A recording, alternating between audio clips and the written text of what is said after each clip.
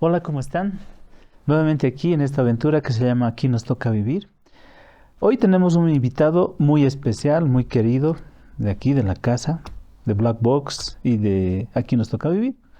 Jimmy, ¿cómo estás? Buenas noches, buenos días, buenas tardes. Un gusto que estés aquí con nosotros. Sorel, muchísimas gracias por la invitación. Un placer estar aquí en tu programa, una iniciativa que pone temas de mucha importancia al debate. Así que bueno, un gusto estar nuevamente contigo en este espacio. Como acostumbramos a hacer, Jimmy, nos gusta conocer al ser humano que está detrás de la persona. Eres muy conocida, pero nos gustaría saber algunos detalles de ti.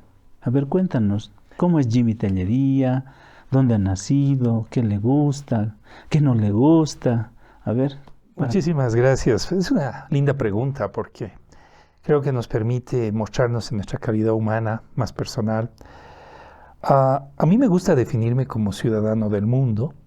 Sí soy boliviano, pero siento que esa bolivianidad me permite también llevar al mundo nuestros aprendizajes, nuestras reflexiones, nuestros desafíos. Entonces, viajar para mí es algo central a mi existencia y por ende disfrutar y conocer cada lugar que tengo la oportunidad de visitar. Siempre llevando valores, siempre llevando debates, cuestionamientos, promocionando el tema que me apasiona, que es el que nos convoca el día de hoy, que es hablar de las masculinidades, los derechos humanos, la justicia social, la igualdad, etc. Te decía, soy boliviano. Creo que mi trabajo me ha permitido abrir muchísimas líneas de intervención y acción, y una de esas tiene que ver mucho con el disfrute de la cultura. Yo soy formado en antropología, entonces para mí hablar de la cultura es un eje central, y disfrutar de la cultura, sabores, olores, cocinar es una de mis pasiones últimamente, aprender a cocinar comida internacional, tailandesa, hindú, asiática, latinoamericana también. Y otra de las cosas que creo me apasiona muchísimo, pero que en este tiempo es un poco más compleja por el tema de que la accesibilidad se ha vuelto relativamente limitada, es la lectura, ¿no? Es decir, yo adoro leer en papel, pero cada vez es más complicado encontrar las cosas en papel y te llega todo digital. Entonces, como que es, bueno, los cambios tecnológicos son el gran desafío que tenemos hoy en día. Qué lindo, Jimmy. Nos conocemos hace mucho tiempo. Muchísimo, ¿no? Y en ese tránsito también hemos hecho muchas cosas juntos. Sí. Y agradecerte una buena oportunidad. Bueno, nuevamente convocarte, ¿no? Para hablar lo que de alguna manera a mí me gusta, al equipo también, y no sé si también a ti te gusta el tema de las masculinidades. Hoy vamos a tocar un tema un poco, como te decía hace un momento, un poco delicado, doloroso, pero creo que es importante tocarlo, porque a nuestro público nos pide más información, nos pide más datos, análisis, otros puntos de vista. Entonces, hoy vamos a tocar un tema que tiene que ver, yo te decía hace un momento, el tema de la cultura de la violación. Tú me decías, y esa es la idea, aquí es libre, aquí no hay un guión escrito, aquí se construye en el momento en el que estamos dialogando, ¿no? El tema de tú decías, ¿cómo decías? Cuando yo te decía la cultura de la violación, tú decías... Sí, mira, para mí, como vengo de la antropología, el tema de la cultura tiene que ver con un conjunto de valores que hacen a la vida de ese grupo que reproduce ese conjunto de prácticas, los traduce en el cotidiano, pero también los traduce en la historia, los traduce en la herencia y se transmiten de generación en generación como conjuntos prácticos y de valor. Entonces, muchas veces cuando damos un concepto tan negativo como es la violación, sumado a la cultura, parecería que estamos como posicionando que vivimos en un mundo donde eso es lo que se construye, se transmite mecánicamente a todo el mundo, y no más bien verlo como un desvalor o antivalor, y que tiene que ver justamente con lo que las culturas promueven, que es la vida, Ujú. y no más bien la muerte, ¿no? Entonces, sí se habla, por ejemplo, también igual de la cultura de la muerte, por ejemplo, ¿cierto? Sí. Pero yo creo que es como una forma, y se construye este concepto como una forma de evidenciar una realidad, de reconocer que es una práctica negativa, pero que en el fondo no es algo que debe sostenerse y por ende debe cambiarse. Claro, y esa es la idea, ¿no? Esa es la idea con estos diálogos que tenemos y con nuestros invitados e invitadas, empezar a tocar esos temas para deconstruirlos, para ver otra cosa, ¿no? Otra cosa más positiva, como tú decías. Pero son abrumadores los datos, la realidad, ¿no? Justamente hoy veía en las redes sociales que había una marcha de organizaciones no gubernamentales en el Alto que tienen que ver contra la violencia sexual a niños, por ejemplo. No, y el otro día te comentaba, ¿no? Estaba trabajando con un grupo, trabajo con varios grupos de hombres, y justo salió este tema, ¿no? Entre risa y risa, chiste, pero salió, ¿no? El tema de el abuso sexual, esta forma de promover el abuso en la población, lamentablemente la población femenina de mujeres, o la de niños y niñas, ¿no? Entonces, por eso te hemos invitado hoy, Jimmy, para que nos ayudes a desentrañar este tema, para ver y que nuestra audiencia también vea qué podemos hacer con este tema, ¿no? Yo, por ejemplo, soy papá, tengo 2 varones. ¿Cómo tendría que trabajar con mis hijos para que renuncien a esto, acepten lo que tú hace un momento me decías, el no, el hecho de que una mujer, por ejemplo, se vista de alguna manera no significa, no es una invitación a que cualquiera de nosotros pueda hacer algo contra ese ser humano que es mujer, ¿no? Entonces, empecemos por ahí, Jimmy. Gracias, Sorel. Me parece importante compartir con el público que el machismo no es natural al ser hombre. El machismo es un aprendizaje. Es un aprendizaje que hace parte de un conjunto de valoraciones tradicionales de un modelo de ser hombre, ¿no? Entonces creo que es importante reconocer que los hombres en general aprendemos a ser hombres bajo modelos. Y ahí sí el tema cultural tiene que ver mucho, porque hay culturas que promueven formas de ser hombre muy tradicionales, donde este hombre se educa para ser hombre desde la lógica del poder, desde la lógica del privilegio, desde la lógica de la imposición, del control, del dominio, y se construye con un conjunto de prácticas que tienen que ver, por ejemplo, con la misoginia, es decir, el desvalor de lo femenino o de las mujeres, el sexismo, es decir, un conjunto de prácticas tradicionales divididas como cosas para hombres, cosas para mujeres, el conjunto de sexocompulsividad, que es este aprendizaje de la masculinidad vinculada con el desempeño y el éxito sexual, y finalmente con prácticas de rechazo y negación de masculinidades diversas. En esa lógica, estos mecanismos van a operar en la construcción de una masculinidad que se siente dueña del mundo, que se siente dueña de los cuerpos, en especial los cuerpos de las mujeres, que se siente en el poder de imponer su voluntad, no solamente desde el diálogo o de la palabra, sino desde el acto. Y ahí opera un mecanismo que es el mecanismo más tradicional del poder de dominio, que es la violencia. Y esta violencia se va a expresar de múltiples maneras. Violencia verbal, violencia psicológica, pero la que estamos conversando en este momento es la violencia sexual. Es decir, pensar que la forma de imponer mi deseo, de imponer mi voluntad y de imponer mi poder sobre la otra persona es dominando su cuerpo, violentando su cuerpo y ejerciendo sobre ese cuerpo un control que yo, desde la lógica machista, creo o me han dicho que lo debo ejercer. Entonces, no es casual, Sorel, que en esta lógica machista, tradicionalmente machista, que se construye en todas las sociedades, hay a la mirada de los hombres de pensar que si hay una mujer a las 11 de la noche en la calle, algo quiere. Y peor, si esa mujer está vestida con una minifalda o ropa provocativa, si está en un lugar de riesgo, entonces inmediatamente en ese mecanismo machista van a operar lógicas de control, dominio, imposición, pero también castigo.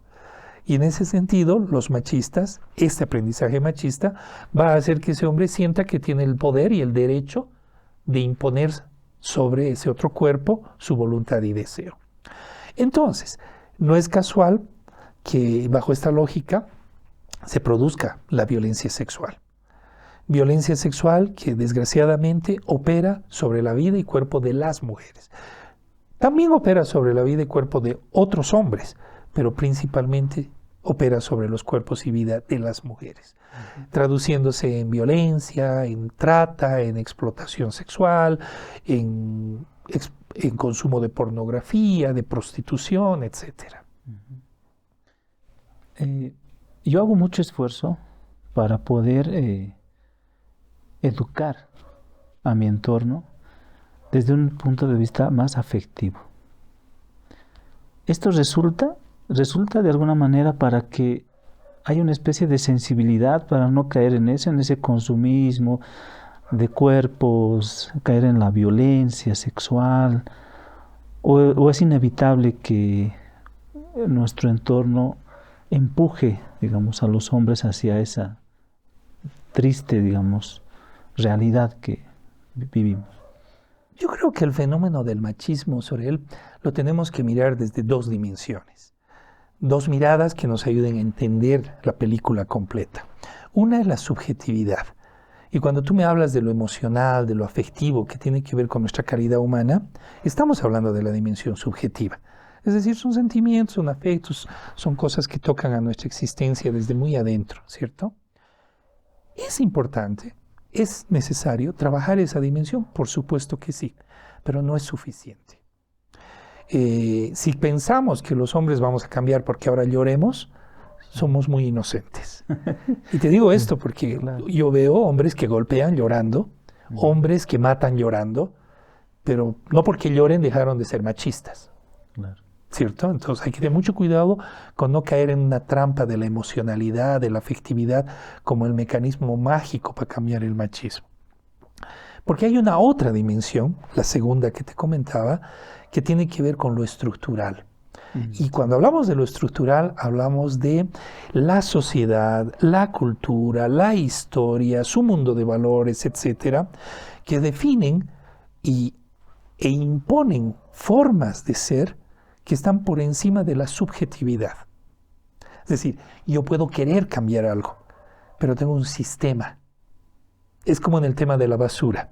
Yo puedo tener conciencia ambiental y puedo estar recogiendo mi basura y reciclándola, pero si mis vecinos de lado siguen tirando su basura, siguen contaminando, mi aporte va a ser importante para mí, pero no necesariamente significativo para el sistema. En el caso del machismo, si bien es importante que los hombres avancemos en nuestra dimensión emocional, afectiva, yo creo que también es muy importante construir una sociedad, una cultura de valores donde el respeto, la democracia, la pluralidad sean elementos centrales.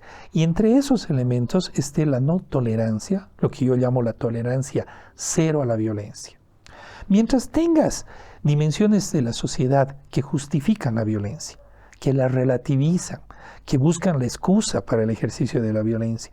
Mientras tengas una sociedad, un Estado violento, estructuras sociales violentas, naturalizadas por los medios de comunicación, por la educación, por las estructuras educativas, vas a seguir reproduciendo el modelo tradicional. Entonces te darás cuenta que no es fácil hacer este cambio. Para mí, este cambio tiene que tener estas dos dimensiones de mirada. Sí, trabajar en el sujeto, en el individuo, es importante, pero es muy más y necesariamente prioritario el trabajo con el sistema, con la estructura. Porque si no nos vamos a quedar en acciones muy individualizadas. Entonces, la educación, por ejemplo. Mientras te sigan diciendo cuando llegas llorando a tu casa cuando eras niño, ¿por qué estás llorando? Y tú le digas, ay, me he peleado en el kinder, en el colegio, y la respuesta del entorno adulto sea, ¿y por qué tú no les has respondido? no vamos a cambiar la estructura de la violencia. Por ende, el aprendizaje de la violencia no se va a modificar. Más bien ahí lo que vamos es potencializar mayor cantidad de víctimas, en el sentido de que si tú le dices a tu hijo no tienes que golpear, lo van a pegar. ¿Cómo soluciono esto?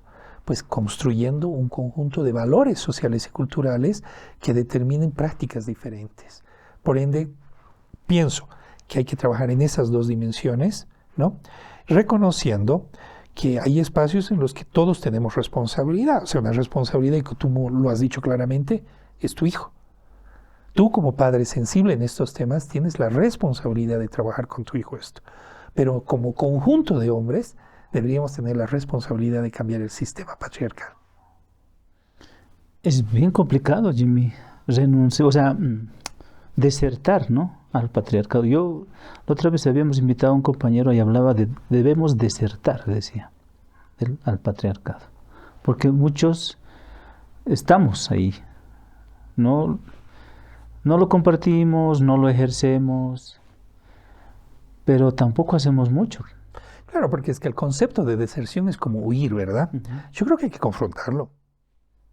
Y confrontarlo no quiere decir que por eso soy machito y me estoy peleando contra el sistema. Claro. Lo que te digo es confrontarlo, es cuestionar nuestras propias prácticas patriarcales. Es decir, tú, yo y cualquier hombre en este entorno tenemos prácticas patriarcales cotidianas. Pero si no somos capaces de confrontarlas, mirarlas, interpelarlas y luego cambiarlas, no vamos a transformar nada. Uh-huh. El desertar es huir.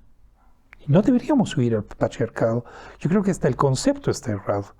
Tenemos que tener la capacidad de mirarnos frente a frente y decirle, oye, no te acepto, no voy a reproducirte y voy a cambiar.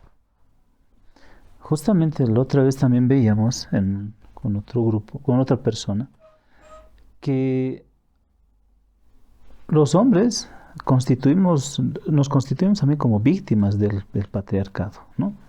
Por temas de salud mental, de violencia y un montón de cosas.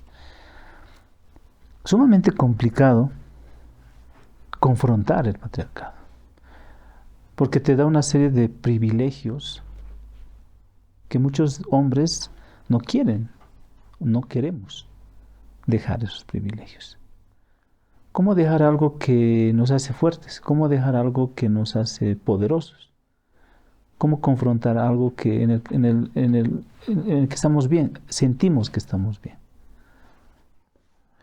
Justamente yo creo que es esa mirada autocrítica, ¿sabes? El pensamiento crítico, que es como esta mirada reflexiva de todo, no aceptar las verdades absolutas o dadas, ¿no?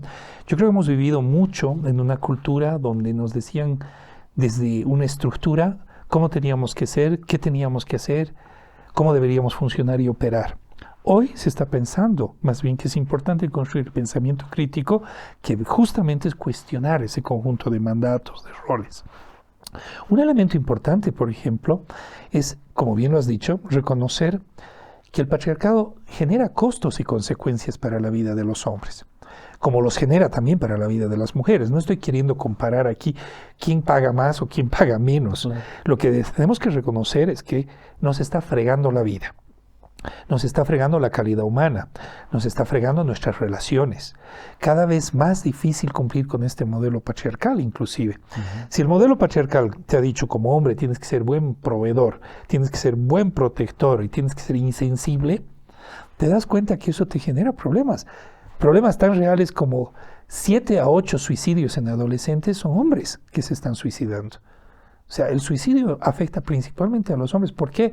Porque somos ollas de presión que no sabemos manejar emociones, sentimientos, afectos, pero tampoco sabemos manejar frustraciones, negaciones. No sabemos aceptar un no como respuesta. Y entonces, como somos unas ollas de presión, estamos ahí acumulando hasta que a cierto minuto reventamos. Muchos hombres revientan a través de prácticas violentas. El golpe, el grito, la imposición. Otros, de tanto guardárselo, se mueren con un ataque cardíaco, con un derrame cerebral, sí. ¿Cierto?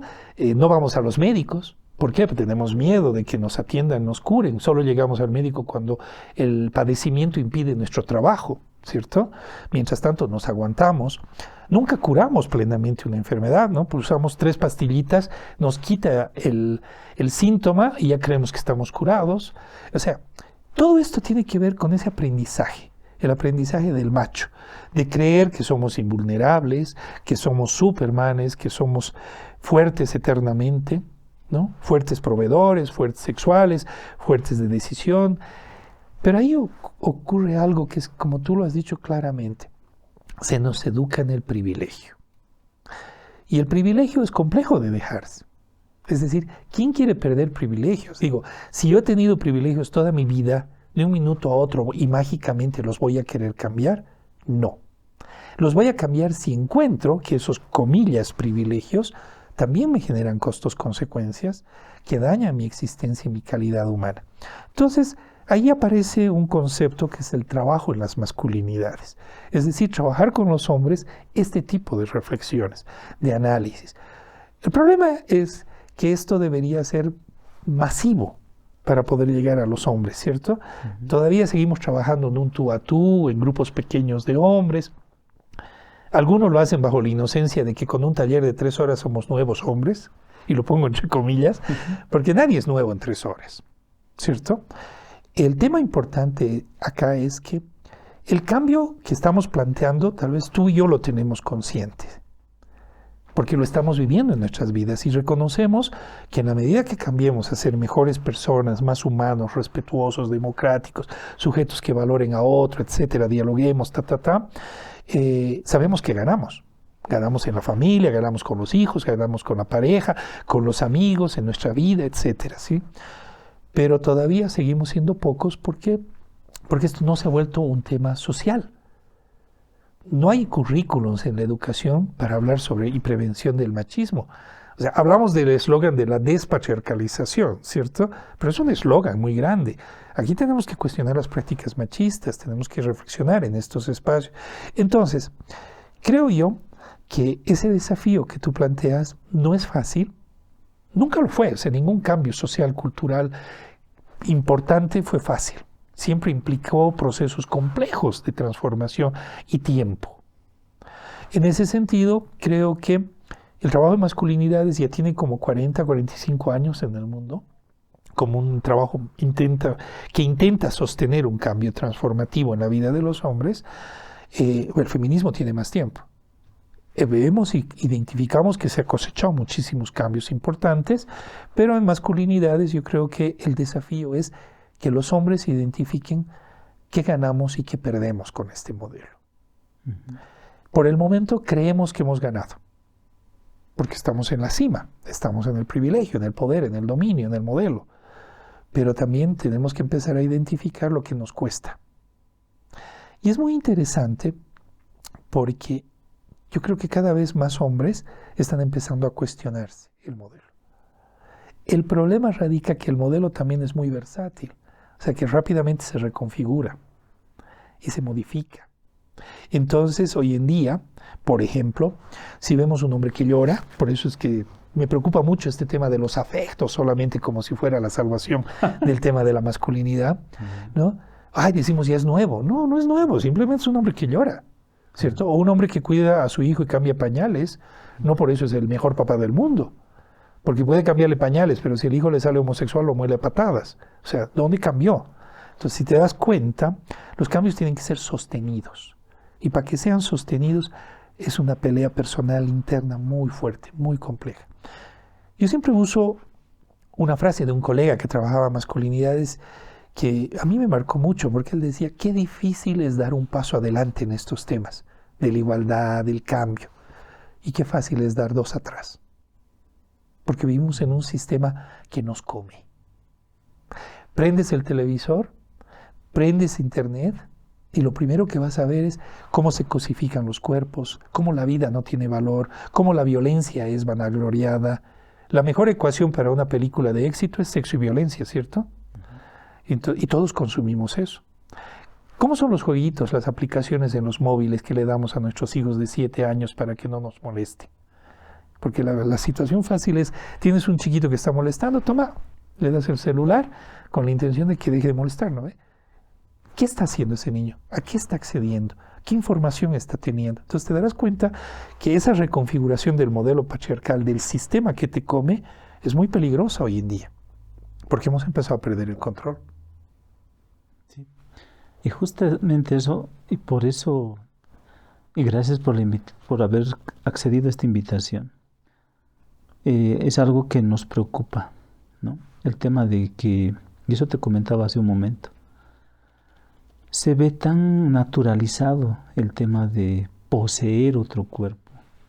O sea, el hecho de que mi compañera, digamos, está mareada o algo y yo puedo hacer algo, digamos.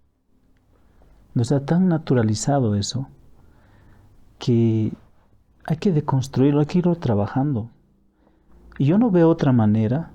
Me encantaría hacerlo, por ejemplo, de forma masiva, pero muchos de nosotros intentamos hacer este trabajo, por ejemplo. Es una opción para hacerlo. Pero es complicado. ¿Cómo hacer de que se sensibilicen los hombres para que piensen que no necesariamente el placer o el poseer es pues algo, no sé, algo que debemos practicar? Es preocupante. Si vemos las estadísticas, he estado trabajando también con población de niños, adolescentes, y es bien cruda la realidad, que muchos niños y niñas especialmente están pasando por estos temas. Me encanta que tú digas que sí tenemos que hacer de una forma, trabajar en lo estructural. Me parece un desafío muy grande y que debemos hacerlo, pero somos pocos. O sea, y es complicado. Sí, mira, yo soy de los que creen en las articulaciones, es decir, sumar para multiplicar. Suena como una ecuación un poco extraña en matemáticas, sí, pero la básica es incrementar la cantidad de gente que reflexione en esto. Y yo siento que vamos a lograr avanzar más en estos temas en la medida en que sumemos agendas. Un desafío que nos hemos olvidado en este tiempo es vincularnos con otras agendas, ¿no?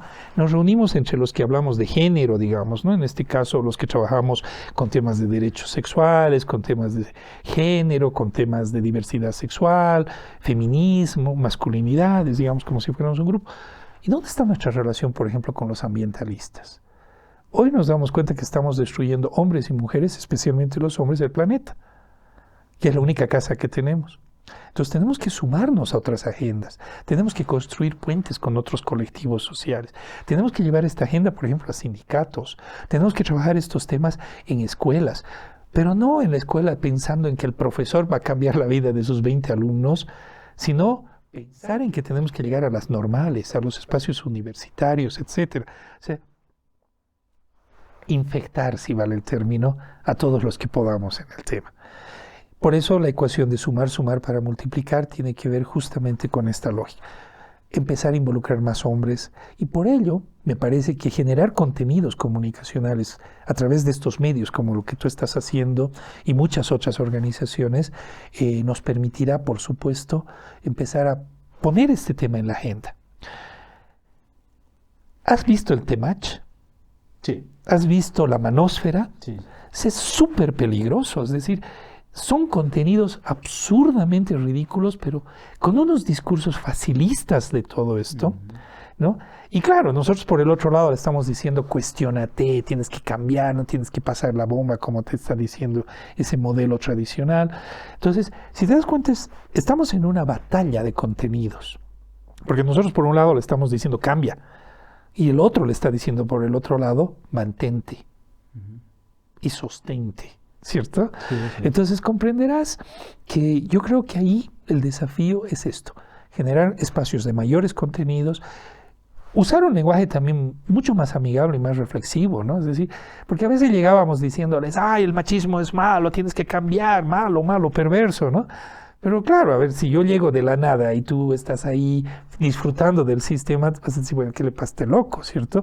Pero si le muestro, oye, nos morimos antes, morimos por enfermedades prevenibles, podríamos tener una mejor relación, tu historia con tu padre, tu historia como padre, tu historia como pareja, tu mundo de afectos, en fin, y vas mostrando que esto sí es posible. Y por supuesto, hablar de la importancia de construir espacios de vínculo, de respeto, nos permitirán construir un colectivo más amplio. Lamentablemente, en el tema que tú planteas, que es el de la violencia, vinculado con la sexualidad, es muy complejo. Vivimos en una sociedad hipersexualizada, ¿cierto? Como te decía, la mejor ecuación es sexo-violencia para el éxito de una película, para el éxito de un video, para el éxito de una canción, una música, ¿sí? Y bueno, entonces el desafío es generar reflexión. Yo siento que los medios de comunicación, el conjunto educativo, lo que han hecho es generar una domesticación de nuestro pensamiento crítico, es decir, consumimos y consumimos cualquier cosa. Entonces necesitamos instalar en los niños y en las niñas ese pensamiento crítico, reflexivo, analítico, cruzado por el cuidado de tu vida, el cuidado del medio ambiente, el desarrollo de habilidades sociales, empáticas, respeto, democracia, diálogo, ¿me entiendes? Que son valores de la vida que parece que se han ido deteriorando en el tiempo ante un consumismo brutal como el que vivimos actualmente. Y además consumismo de contenidos tan nefastos como los que te he mencionado. Sí. Entonces me parece que es una lucha quijotesca, ¿no? O sea, si se acuerdan, Don Quijote de la Mancha peleaba contra tremendos monstruos, pero cuando mirabas en frío, no habían sido monstruos, eran simple y llanamente molinos. Entonces tenemos que empezar a mirar a ese otro modelo, ¿no? No como un monstruo que nos abruma, sino desde una lógica de que sí es posible cambiarlo. Porque las transformaciones en la historia humana se han ido dando desde las utopías. Y lo que tú, yo y muchos y muchas estamos construyendo es una utopía de cambio, una sociedad de igualdad, una sociedad de respeto, que sí es posible lograr. Porque si no la vamos a lograr, nos vamos a ir al demonio, eso te lo garantizo. Es decir, este planeta ya lo estamos fundiendo. Así que, o por un lado o por el otro lado, nos va mal si no nos decidimos a cambiarlo. Claro, porque, como tú dices, es pues dañar, ¿no? Dañar a otros seres humanos. Y ahí es donde realmente uno como hombre, ¿no? Uno que trabaja en estos temas, dice, qué fregado, o sea, ¿cómo puedes dañar a una persona tan menor, tan inocente, digamos, ¿no? Que está recién interactuando con la vida? Y ahí realmente el golpe es muy fuerte, ¿no? El otro día, justamente con mi esposa, veíamos un documental. Un documental que tenía que ver, no sé por qué me ha dado por ver estos temas que a vos no te gusta y yo te traigo a hablar sobre esos temas.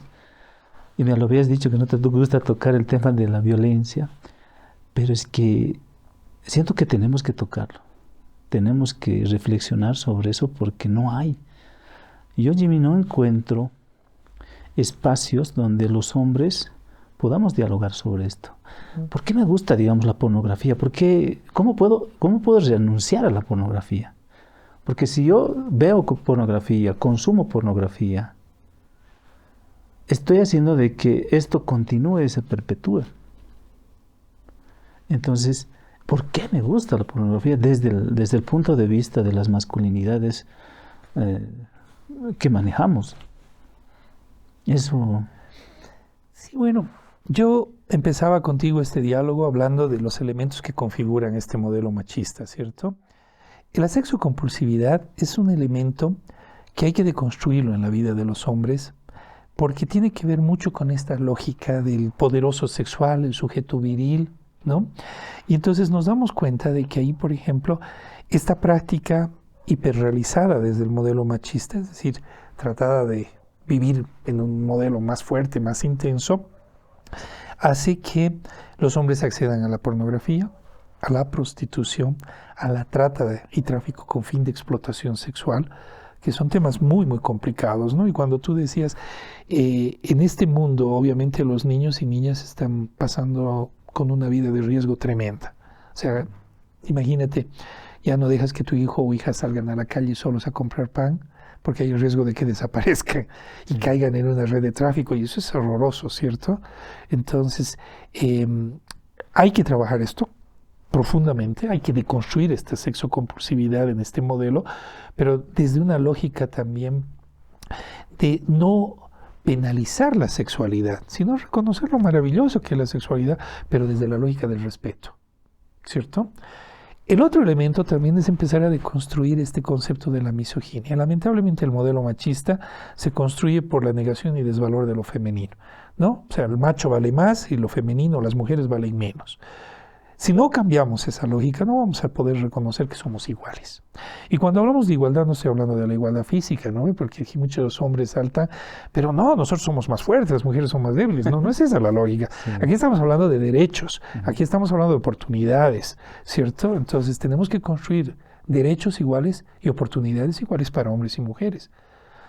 El otro elemento importante también es de construir esta lógica de mirar a cualquier otro hombre diferente como si fuera menos, como si fuera el sospechoso, o negarlo, cuestionarlo desde la penalización de decirle eres poco hombre, o pareces maricón, o pareces mujer, que tiene que ver con estos constructos que tenemos los hombres para menoscabar al otro hombre, al diferente, ¿cierto?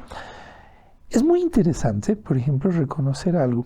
Yo creo que los hombres en general, el minuto que se empiezan a preguntar sobre su vida, todos encuentran problemas con su modelo de macho, ¿no? Y entonces es ahí donde hay que aprovechar la oportunidad para dialogar con estos hombres. Tú lo has dicho. Es impresionante. No hay espacios para que los hombres nos mostremos como personas. Los espacios socializadores de los hombres son espacios para mostrarse solo como machos. Para competir, para decir quién tiene más, quién logró más, quién pudo más, quién hizo más. Siempre la lógica del más, ¿cierto?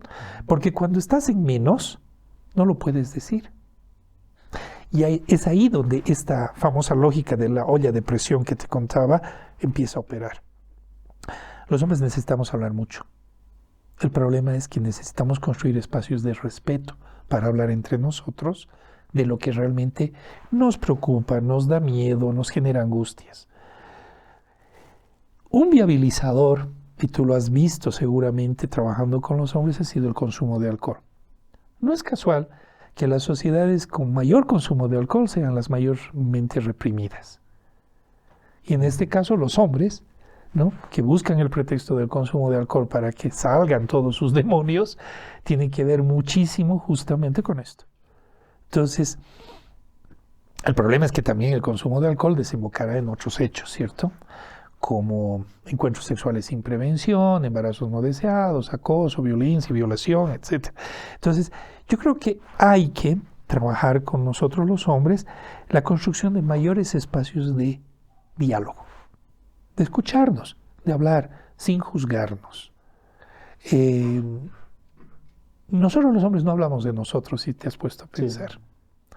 Hablamos de los éxitos. Entonces yo creo que nos faltan esos espacios. Ahora bien, ¿cuándo empezar? Ahí está el problema. Yo creo que hay que empezar desde la casa. Pero como no podemos con estos programas llegar hasta la casa a través de acciones directas, lo hacemos a través de programas, reflexionamos, etcétera, ¿no? La escuela es otro espacio muy importante. Hay que construir currículas para trabajar estos temas. Que es por supuesto importante saber multiplicar, sumar, saber ecuaciones y todo eso. Por supuesto que sí. Pero tenemos que traer y llevar adelante habilidades para la vida. Yo creo que el tema central por el cual los hombres estamos donde estamos es porque no sabemos manejar nuestras frustraciones, no sabemos manejar nuestro enojo y no sabemos aceptar el no como respuesta.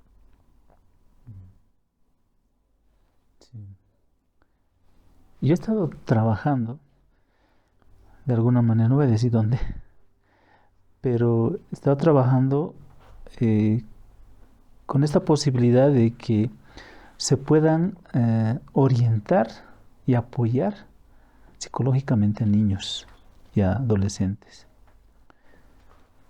Ahí he estado viendo esta cruda realidad, ¿no? O sea, cómo nuestra forma de ser los hombres, esta forma violenta, a veces muy abusiva, ha estado impactando hombres y de alguna manera también mujeres.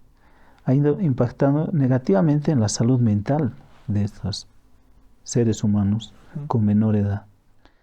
Algo que me ha llamado mucho la atención es cuando, por ejemplo, he hecho me ha tocado trabajar feminismo, no, feminidades, con un grupo de adolescentes de entre 14 y 15 años.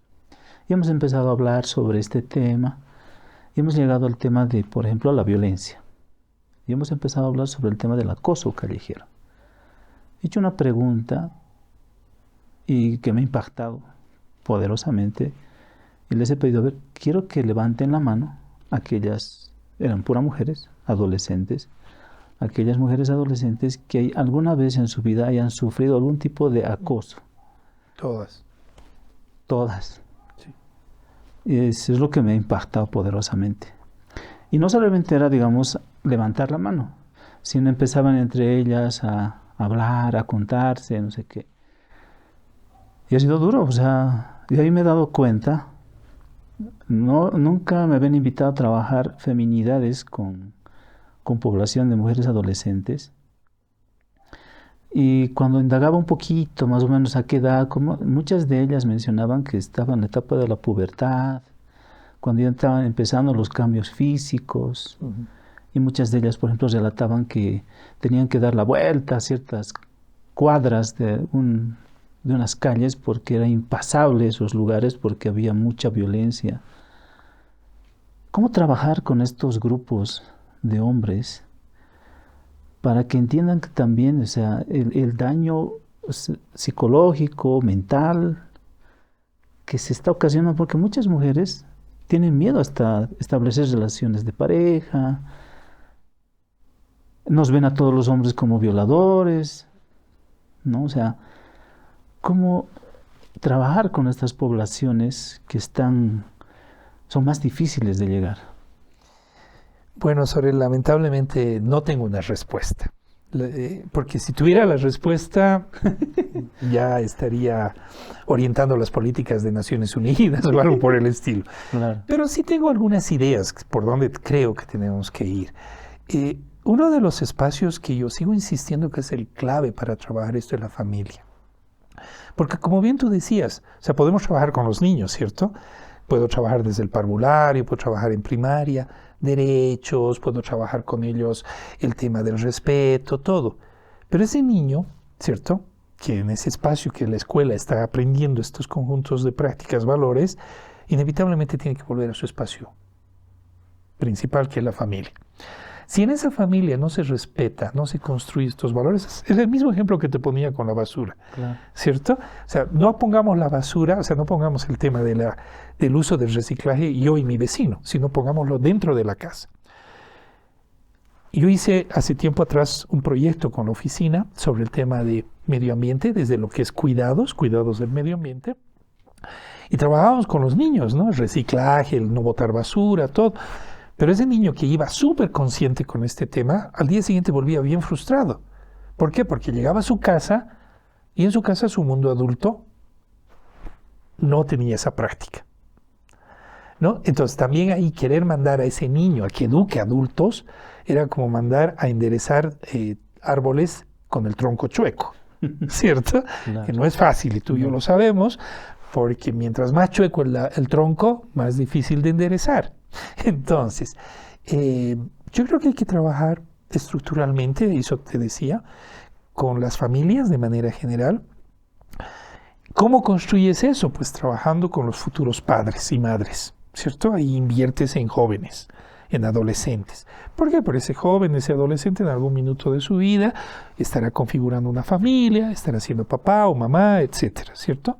Entonces es como una especie de rueda, donde tienes que trabajar con el conjunto de los sujetos en el curso de vida para que logren construir cambios sociales significativos. Sociales y culturales, ¿cierto? Es decir, si trabajo hoy en niños, estoy invirtiendo para que cuando sea adolescente tenga otro tipo de práctica, cuando sea joven tenga otro tipo de práctica, cuando sea adulto y adulto mayor también tenga otro. Pero eso es un trabajo generacional, si te pones a pensar. O sea, no es un cambio que se da en un día. Mínimamente tienes que pensar en unos 60, 70 años, ¿no?, de inversión, porque empiezas con ese sujeto niño, luego es adolescente, luego es joven, luego es adulto mayor. ¿Cuándo se traduce eso? ¿Cómo se va reproduciendo en el tiempo? Va a ser un proceso complejo. Yo no quiero perder la esperanza de que es posible este cambio. O sea, yo te decía cuando empezábamos antes del programa a charlar un poco, que me encuentro levemente desanimado. ¿Por qué? Porque sí veo que avanzamos. Esta historia del amigo que decía, qué difícil un paso adelante, pero qué fácil dos atrás. Un paso adelante es empezar a instalar valores, construir reflexiones, etc. Pero si tú tienes un entorno social que se recicla desde el patriarcado, desde el machismo, y aparece un X sujeto diciendo que los derechos de las mujeres no valen, desde un gobierno, como lo vemos en varios países del mundo, ¿no? Desde un cambio político que cambia 20 o 30 años de avance de derechos con un plumazo, cortando todos los derechos y leyes para las mujeres, o vemos que hay una arremetida brutal de la derecha, de los conservadurismos, de los antiderechos, de los pro muerte, que son esos grupos tradicionales, no vamos a cambiar sustancialmente, ¿te das cuenta? Entonces, estamos en un campo de batalla. Es un campo de batalla muy complejo, es un campo de ajedrez inclusive, donde una jugada que nosotros hagamos va a generar una reacción del otro. Entonces tenemos que empezar a mirar inteligentemente cómo invertimos nuestro tiempo en nuestra vida, Sorel. O sea, tú y yo ya tenemos más de 20, 30 años trabajando estos temas. Nuestra vida es finita. ¿Qué quiere decir? En algún minuto tenemos que parar, ya sea porque la vida no nos deja o porque se nos acabó la vida, ¿cierto? Entonces hay que también invertir en los que vienen. El cambio generacional es muy importante. Por ende, cuando tú me dices, en mis hijos intento poner esto, me parece valiosísimo. ¿Por qué? Porque lo que hemos visto es que los hijos de las personas que defienden los derechos, de las personas que promueven la igualdad, etcétera, también construyen un mundo de valores diferentes. Entonces, ¿por dónde hay que ir? Por la inversión. Hay que invertir en esto. Invertir desde el Estado, invertir desde los proyectos, invertir desde nuestra vida, invertir como padre, invertir como hermano, como compañero. Tal vez no lo cosechemos, pero la utopía está ahí puesta, porque lo que siembras se cosechará. Tal vez no por ti, tal vez por otras personas. Para mí es el optimismo. Claro. Yo en este tema tengo mi pesimismo, pero sigo sosteniendo una lógica optimista de que sí es posible cambiar. ¿Cómo? Ahí está la magia de lo que estamos haciendo, Sorel. Es este aporte, este es tu programa, es lo que yo hago desde los proyectos que dirijo en la organización que estoy, es desde los espacios en los que promuevo, es hablar de este tema con el amigo. Cuando salgo, tal vez muchos amigos míos ya se enojan conmigo porque esta es mi agenda, entonces claro. no acepto chistes misóginos, no acepto chistes homofóbicos, los cuestiono, porque también, ¿sabes qué? Hay que ser coherente. Claro. Porque estos temas también son un caldo de cultivo de imposturas. ¿Qué quiero decirte con esto? Hay mucha gente que dice que cree en la igualdad y no la promueve, o la usa cuando le conviene. Entonces yo creo que volver al pensamiento crítico, la clave del ejercicio. Qué bien, qué interesante, porque retomando esto que te decía, a la conclusión que llegué con ellas es conseguirles una profesora de defensa personal. Es que está bien, ¿no? Que tiene que aprender a defenderse en un mundo de tanta inseguridad, es importante, ¿cierto? Sí. Pero el fin no es generar un combate social, ¿cierto? Porque si no nos vamos a estar sacando la mugre entre todos y todas. Sí, y esa autocríticamente, lo digo, es a la conclusión que llegué con ellas. Bueno, si el mundo es tan hostil, entonces tienes que aprender por lo menos a defenderte, ¿no? Entonces, saludos a ellas, a las que... Mira, bien que pones ese tema, porque lo peor que podemos hacer es combatir la violencia con violencia, ¿cierto? O sea, va a ser una champaguerra, como usamos esta expresión bien boliviana, que es una guerra de todos contra todos sin sentido. Yo creo que la clave de este proceso, ¿sabes qué es? Es desarrollar habilidades críticas en hombres y mujeres. Como tú bien les preguntabas a las compañeras mujeres, ¿cuántas de ustedes han vivido algún tipo de acoso en su vida? Y te lo dije, 100% va a levantar la mano. ¿Por qué? Porque a todas las mujeres o les han metido la mano en el minibús, les han lanzado palabras ofensivas en la calle, el profesor, el amigo, el colega, o sea, han vivido en esa experiencia, ¿cierto? Entonces no hay que trabajar con las mujeres el reconocimiento de la violación que tienen, sino más bien el cómo enfrentar esas situaciones, cómo denunciarlas. El silencio es el peor enemigo de este tema, ¿cierto? Nos hace cómplices a todos. Pero en el caso de los hombres, yo creo que es aprender a interpelar al otro en esas prácticas. Por eso te decía, no aceptar el chiste misógino, homofóbico del amigo, por caerle bien. Porque muchas veces, por estar en el grupo, aceptamos muchas cosas con las que no estamos de acuerdo. Y entonces hay que trabajar en la identidad, en el proyecto personal, en la valoración de uno. Son elementos importantes. No son nuevos, digo, hace 30 años atrás, Sorel, tú y yo estábamos trabajando en sexualidad y estábamos hablando del proyecto de vida. Ese proyecto de vida tiene que cruzar por valores también. No solo por habilidades, sino valores. Sí, tanto tiempo. Por eso te digo, ya estamos de salida en esto, ¿no? Ojalá más jóvenes se sumen en el ejercicio. Sí, ese es el desafío, ¿no? Que jóvenes empiecen a trabajar estos temas. Ahora, ¿qué queda? ¿Cómo vemos los desafíos futuros? O sea, viene un nuevo gobierno, hace un momento hablábamos, no sabemos si va a haber un cambio, como tú decías, de un plumazo fuera todo. Yo me acuerdo cuando estábamos justamente trabajando en la constituyente, para esta nueva constitución, sea buena, sea mala, les guste, no les guste, muchos de nosotros hemos trabajado tratando de poner algunos temitas importantes. ¿Qué queda, Jimmy? Mira, yo soy sospechoso de lo que se nos viene y preocupado. Estamos viviendo cada vez más una emergencia de los conservadurismos. Acuérdate que la historia tiene cierto mecanismo cíclico, ¿no ves? Avanzas, pero al mismo tiempo después generas retrocesos. Es como parte de la historia humana. En el caso de Bolivia particularmente, yo creo que hemos vivido muchísimos avances. O por lo menos nos hemos desafiado como Estado, país, república, como quieran verlo, para todas las agendas ahí. El desafío es reconocer que hemos ido cambiando muchas cosas.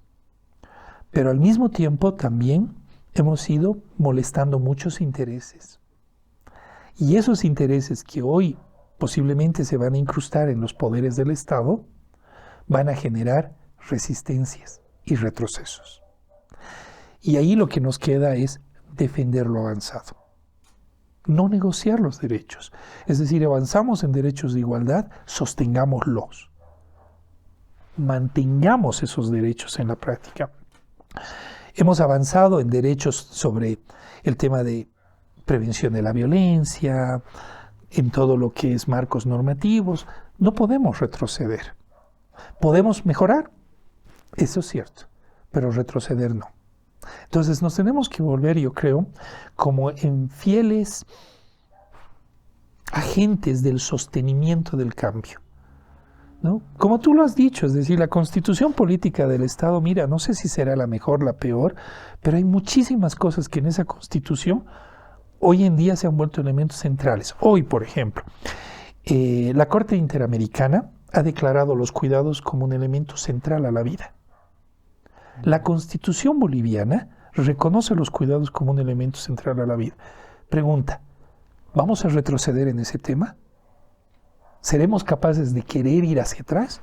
Pues ese es el desafío que tenemos. Y el otro, creo yo, que viene por nosotros personas, ¿no?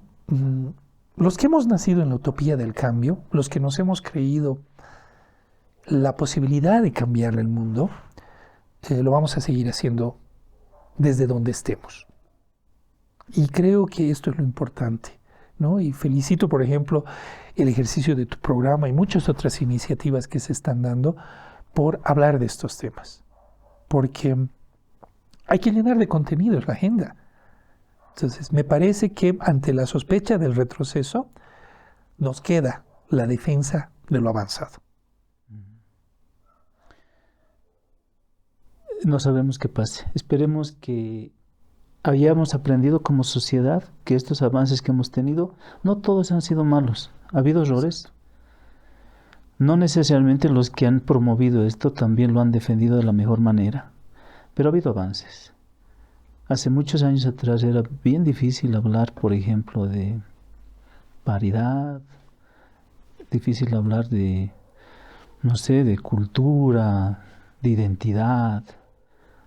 Hemos avanzado mucho y yo creo que estamos viendo el lado negativo del avance, ¿no? Solamente, pero no quiero entrar a este tema. Eso es en lo nacional, en lo político y en lo personal. O sea, porque hay mucha gente que nos ve porque trata de rescatar algo que les sirva para la vida cotidiana. Entonces, en lo personal, ¿qué viene? ¿Qué podemos hacer? Yo creo que la primera pregunta que debemos hacernos todas las personas es ¿qué vida quiero construir? Y te puedo garantizar que todos quieren vivir bien. Y no soy un defensor del suma camaña ni nada. Creo en la importancia de vivir bien, porque todos tenemos el derecho de vivir bien nuestras vidas, ¿cierto? Trascender, no solo vivir por vivir. Es decir, lo peor que puedes hacer es despertar cada día para cumplir tu curso de vida, porque hay que cumplirlo, sino vivir plenamente cada día. Y entonces ahí la pregunta es, ¿dónde yo me veo ahí? ¿Cómo yo me veo? Yo creo que toda la gente quiere construir relaciones saludables. Relaciones de pareja, relaciones familiares, relaciones de amistad, felices, plenas, respetuosas. O sea, yo no creo que haya gente que me diga, no, yo quiero destruir la vida de la gente. Sería demasiado, comillas, tóxico, ¿no? Para utilizar estos términos que están de moda. No creo que te despiertes en la mañana para decir, voy a joder la vida de la gente, ¿cierto? Sería muy insano, ¿no? Entonces, yo creo que si tú te miras a ti mismo y reconoces que lo que tú quieres es estar bien contigo y tu entorno, y eso es lo que todo el mundo quiere, tenemos que encontrar caminos que nos permitan articular eso, ¿cierto? Yo no creo que una mujer salga de su casa en la mañana pensando que la van a matar o la van a violar, o que su casa es el espacio más inseguro, o que corre el riesgo de inseguridad ciudadana fuera de la casa. Es decir, cada uno de nosotros, ¿cierto? Lo que quiere es vivir bien, vivir tranquilo, vivir en paz. En esa lógica yo creo que es importante que las personas hagan esa mirada y empiecen a plantearse, ¿y cómo puedo hacerlo mejor? ¿Cómo puedo ser mejor papá, por ejemplo? ¿Cómo puedo ser mejor compañero? ¿Cómo puedo ser mejor amigo?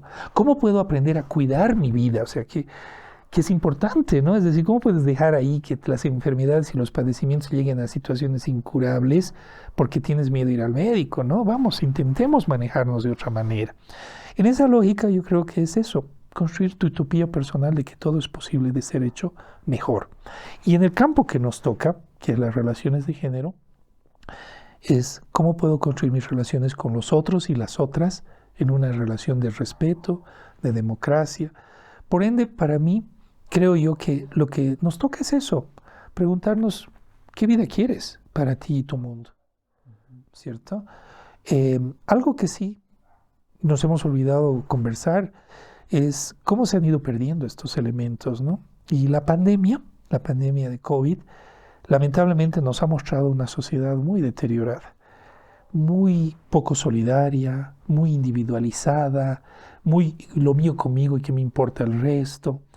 Entonces yo creo que ahí tenemos que empezar a preguntarnos y recuperar valores culturales, ¿no? Vivimos en una sociedad, la cultura latinoamericana, la cultura boliviana, la cultura paceña, donde te ubiques, son sociedades de culturas comunitarias, colectivas.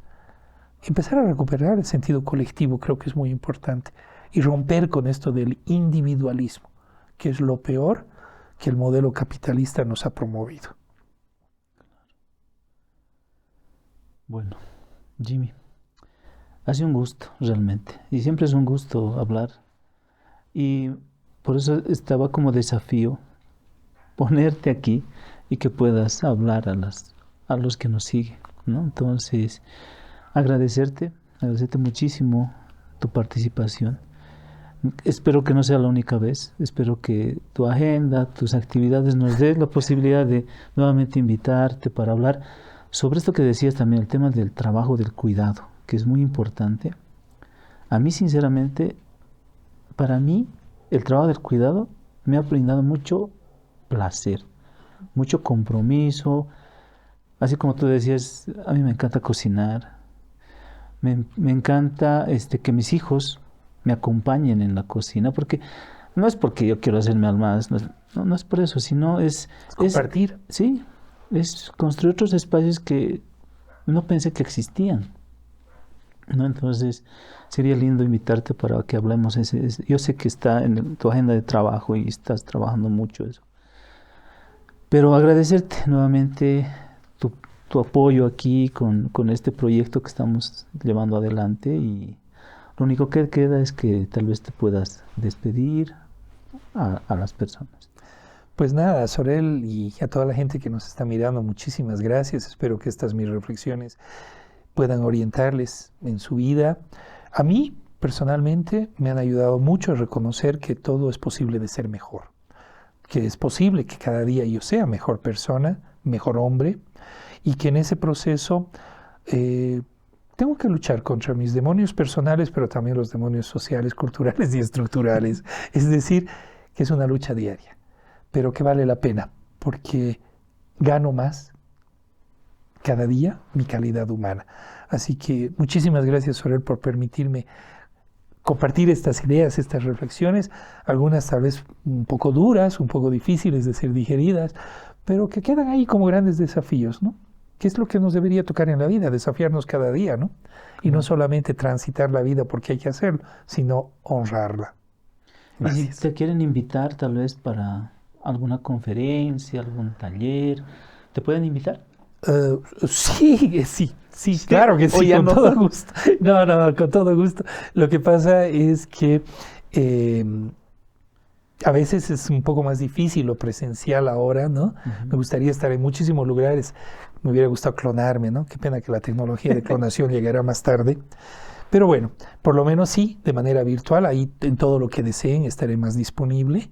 Así que si desean tomar contacto conmigo, comuníquense a través de el correo electrónico donde yo trabajo, que es jimmy@sistac.org, o que nos visiten en nuestras plataformas digitales también, en YouTube, en Instagram, en Facebook, y busquen Sistac, que es la organización donde yo trabajo, y reflexionamos estos temas. Muy bien. Bueno, ha sido un gusto nuevamente este excelente y bonito programa que hemos tenido ahora, y bueno, nos ayudan muchísimo compartiendo, comentando, protestando en las redes sociales, en el YouTube, en el Facebook o donde ustedes lo vean. Por favor, necesitamos su apoyo en esto, ¿no? Compártanlo, coméntenlo, critíquenlo. Eso nos ayuda también. Estamos siempre tratando de recoger sus opiniones, ¿no? Entonces, hasta la próxima.